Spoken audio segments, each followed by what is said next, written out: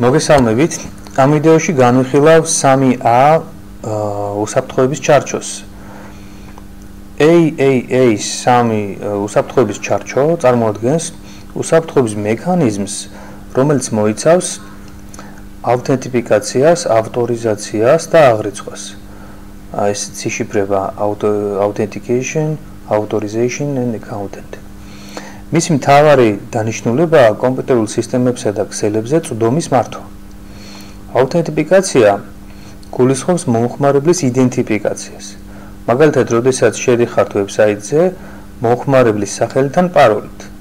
სისტემა ამოწმებს თქვენს ვინაობას და წვდომის ნებართვას გასცემს მხოლოდ ვალიდური რწმუნებათა სიგელების შემთხვევაში. ავტორიზაცია კი განსაზღვრავს, რა ტიპის წვდომა აქვს ავთენტიფიცირებულ მომხმარებელს.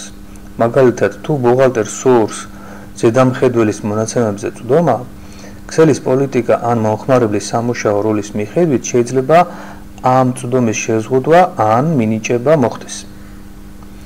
აღრიცხვა კი გულისხმობს დოკუმენტაციას იმაზე, თუ რა მოქმედებებს ასრულებს ავტორიზირებული მომხმარებელი ქსელში.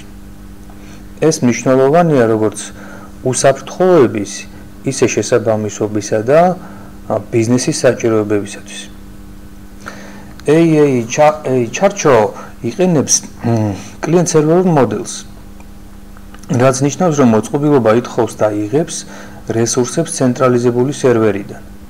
მისი გამოყენება ფართოდაა გავრცელებული ქსელურ უსაფრთხოებაში, VPN-ებში, Wi-Fi წვდომაში, firewall-ებში და სხვა ქსელურ ტექნოლოგიებში. ამ მექანიზმის ეფექტური გამოყენება უზრუნველყოფს ქსელურ უსაფრთხოებას, აკონტროლებს მომხმარებლის ქმედებებს და ამცირებს საფრთხეებსა და დაურეგულირებელ წვდომას. მადლობა ყურადღებისთვის.